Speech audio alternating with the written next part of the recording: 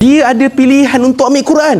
Dia tetap buka WhatsApp untuk update status WhatsApp yang ada 4 orang tengok. Tuan-tuan, dia ada pilihan dalam handphone dia tu ada apps Quran pun. Tapi tetap dia pilih selain Quran untuk dia nak isi masa dia. Seseorang yang tak lagi baca Quran dalam hari-hari dia, maka itulah permulaan kehancuran dan kerosakan hati dia. Sebab Al-Quran turun memang untuk syifa. Al-Quran turun ni memang untuk menyembuhkan hati kita.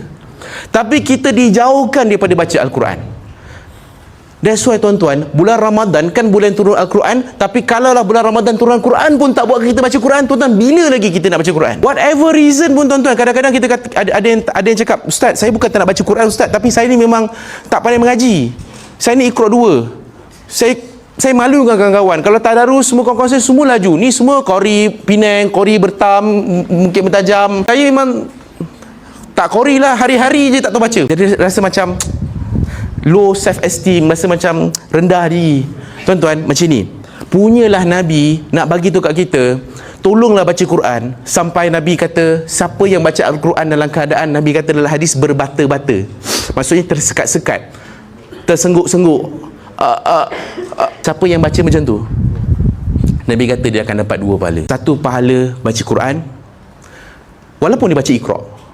Dan kedua, pahala dia bersusah payah untuk baca Al-Quran. Sebab tuan-tuan, bukan senang tau, tersekat-sekat, nak tahan malu, tapi tetap baca Quran.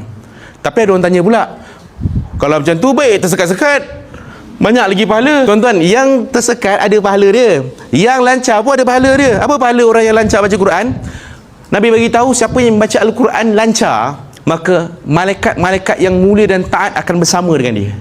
So, nampak tak? Sesekat pun dapat pahala, baca lancar pun dapat pahala. Dan tuan-tuan, yang baca lancar hari ni pun, dia bukan terus lahir-lahir terus lancar boleh baca Al-Baqarah. Dia sama juga, ba, ta, ta, sama juga.